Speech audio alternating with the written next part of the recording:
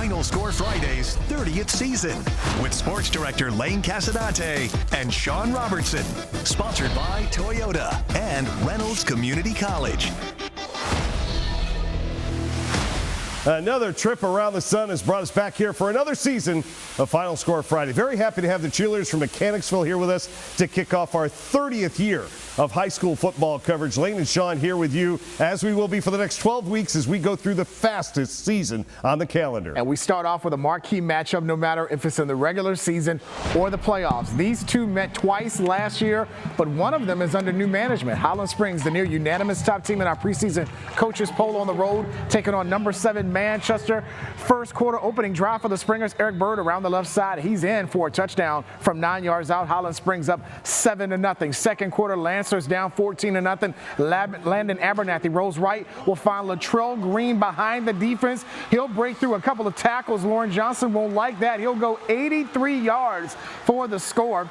Tack on the 2-point conversion. Springers are up 14-8 near the end of the half. Springers go to the ground, and Dayron Ferguson finds the end zone from 3 yards out. Highland Springs up 21-8 at the break. Third quarter, more from the Springers ground game. Quarterback Nelson Lane, the James River transfer, with a great individual play to score his first touchdown in the black and gold. 5 different Springers would score a TD in their 42-8 win over Manchester.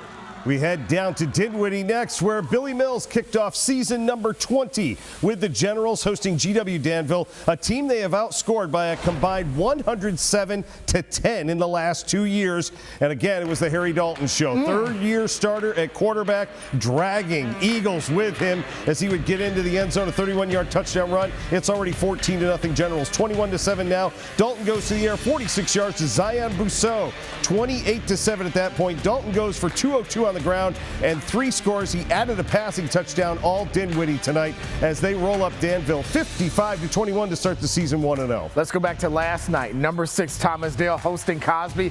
The Knights have won 11 of 12 all-time meetings against the Titans, and they would jump on the Titans early. Ethan Medley finds Ryan Lindberger for 28 yards. That would lead to a Jaden Height 30-yard touchdown run to put the Knights up 7-0. I mean, he's pretty fast right there. There he goes. It's 10-0 Knights at this point, and then the special teams become special. Daniel Lewis, 59-yard punt return down to the 1-yard line. It would lead to another Knights touchdown. It was all Thomasdale, 52-8 over Cosby. Also from last night, number 8 LC Bird under new head coach Matt Bland on the road at James River. First quarter, Birds, Christopher Showalter. Haven't seen much of this out of Bird in the last few years, but they have a kicking game, 28-yard field goal, and it's 3-0 Skyhawks. Second quarter, Bird gets the ground game going. Corey Holland with a 29-yard touchdown run, first of 2 he had in the quarter. All Skyhawks as they pitch a shutout in week 1 as they beat the Rapids 31-0. They start their season 1-0. From this afternoon, 9th-ranked Trinity Episcopal hosting North Cross out of Roanoke. The Raiders already 1-0 this season. The Titans playing their first game of the 2024 season. Opening drive of the year for Trinity. We're going to hear this duo a lot this season. Tegan Logan to Fats Brown. Brown sheds off several tackles. He'll hit the sideline and take it to the house for the score. Point after good, 7-0 Trinity to the second. Game tied at 7. Brock Miles rolls to his right, connects with Daniel Skoog for the touchdown. North Cross up 14-7 at the break. Second half, all Titans after a Deuce Edwards interception. Logan goes up top and finds Aiden McCormick for the touchdown. Trinity outscored North Cross 27-0 after half. They win their first of the year, 34-14, the final. Also from last night, Prince George on the road at Glen Allen. Both programs with new head coaches. Longtime Manchester boss Tom Hall with Prince George, and former Jaguar defensive coordinator Malik Sexton has been promoted to head coach at Glen Allen. First quarter, doesn't take much to call this. Dallas Chavis right up the gut. Nearly untouched, 65 yards on the touchdown, and the Jaguars have a quick 7-0 lead. And if it isn't Chavis, then it's Nana Utsi, the returning quarterback, QB1 for the Jaguars, 7-yard touchdown run there. First of 3 first-half touchdowns they that he had. The defense does the rest as the Jaguars roll in week 1.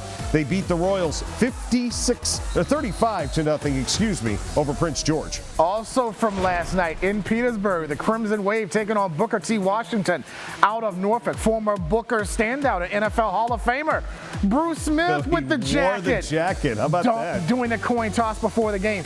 Didn't help out the Bookers at all. Second quarter. They could have used it. They sure could have. 14-0 Petersburg. Timothy Morton Jr.